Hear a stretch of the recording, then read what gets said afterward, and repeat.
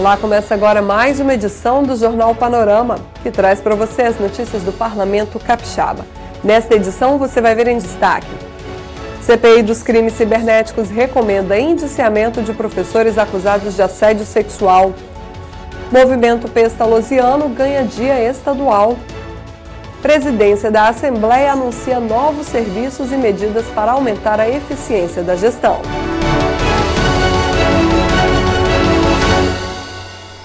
Veja como foi o segundo dia da Semana de Trabalhos em plenário.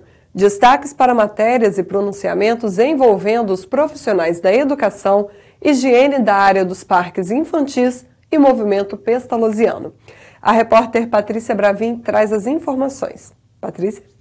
Na sessão desta terça-feira, os deputados aprovaram um projeto de lei que cria o Dia Estadual do Movimento Pestalozziano. O autor é o deputado Sérgio Majeski. A data é 31 de agosto e foi uma demanda, um pedido do próprio movimento para a criação dessa data.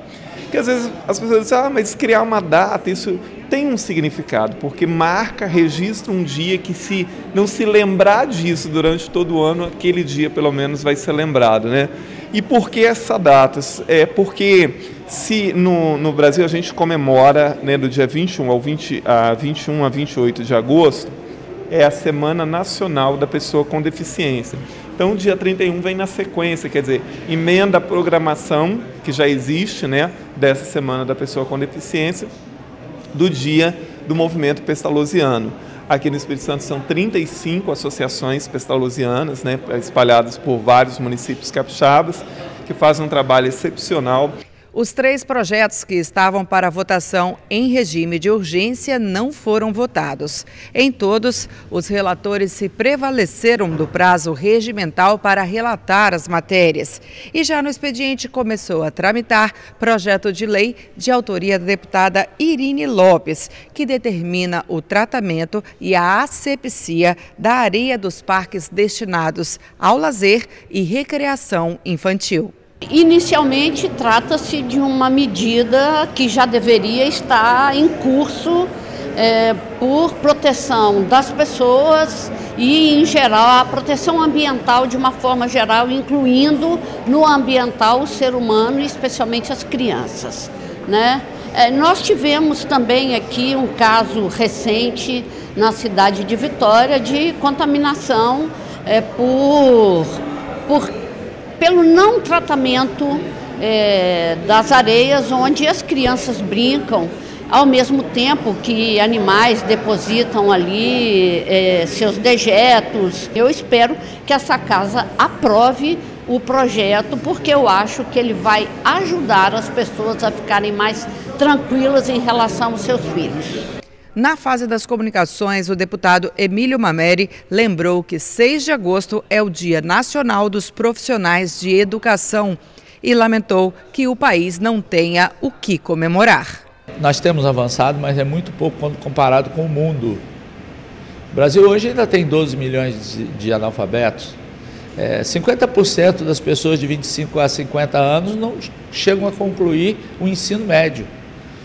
Então, nós sabemos que a educação é que transforma, todo mundo sabe, é a educação que transforma sim, sem educação nós não vamos a lugar nenhum. As desigualdades, elas diminuem à proporção que a população esteja mais educada. Os países que conseguiram vencer a barreira e avançar muito na educação, diminuiu sensivelmente as desigualdades, porque isso é fundamental na mudança de patamar de uma família. Então nós precisamos investir muito na educação, mas não pode ser esse discurso de palanque, de político que quer lá pedir voto, vamos investir na educação, pelo amor de Deus, não é assim que se faz. Nós precisamos sim melhorar as condições de trabalho do professor, melhorar as condições físicas das escolas, para que os nossos alunos tenham o mínimo de conforto para poder estudar e aprender, capacitar melhor os professores e, fundamentalmente, salário para os professores.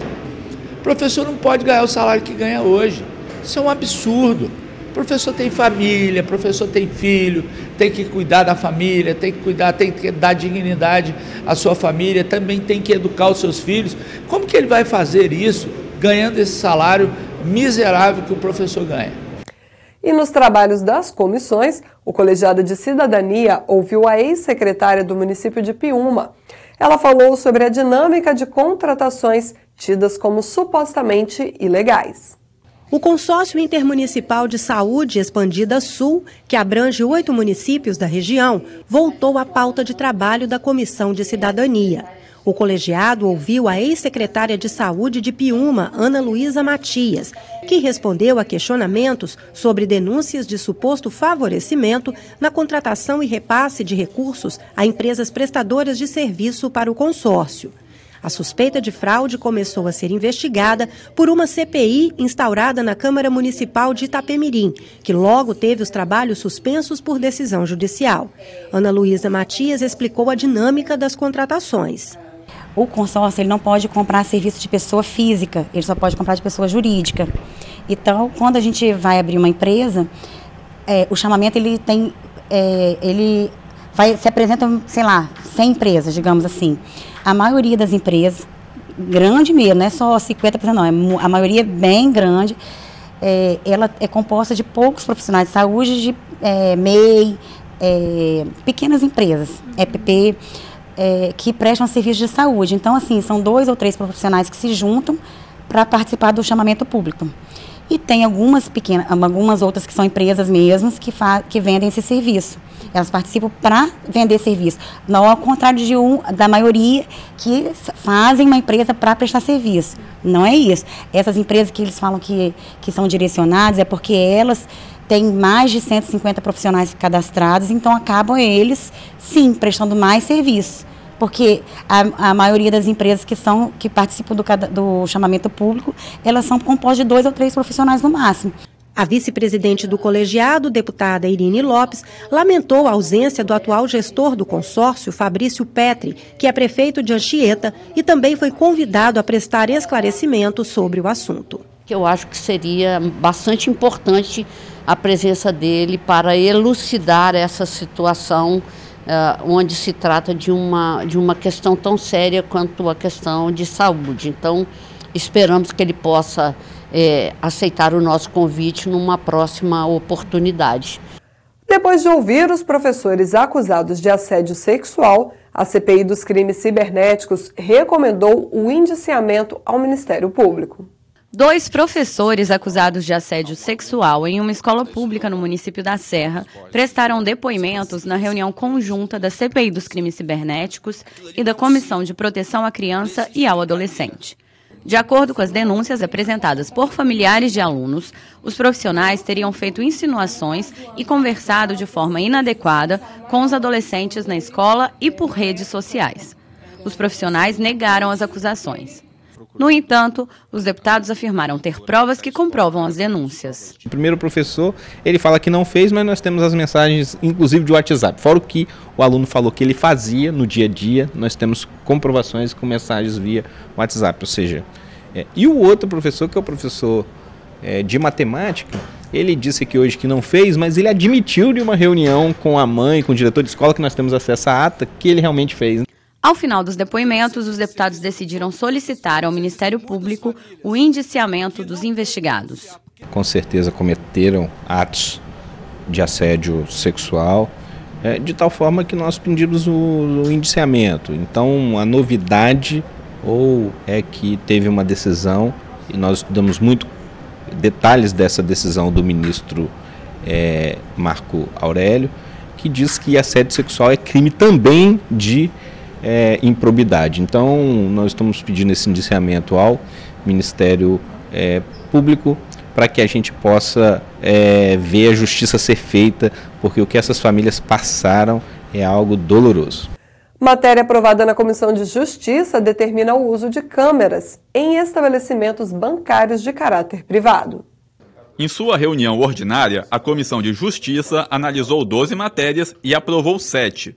Entre elas, projeto de lei do deputado Carlos Von, que pretende ampliar a segurança nas áreas externas dos bancos. O PL prevê a instalação de câmeras de monitoramento e vigilância em estabelecimentos bancários, de crédito, financiamento e investimentos de caráter privado. O colegiado ainda rejeitou o despacho denegatório da mesa em 4 proposições e uma outra ficou em prazo regimental. As atividades voltadas para a prevenção a alguns tipos de câncer podem ser inseridas no calendário oficial do Estado. O assunto foi discutido na Comissão de Saúde. As campanhas Outubro Rosa e Novembro Azul podem se tornar oficiais no Estado. O projeto de lei que determina atividades especiais de prevenção ao câncer de mama, de colo de útero e de próstata foi aprovado pela Comissão de Saúde. A proposta é de autoria do deputado Rafael Favato e segue para análise da Comissão de Finanças.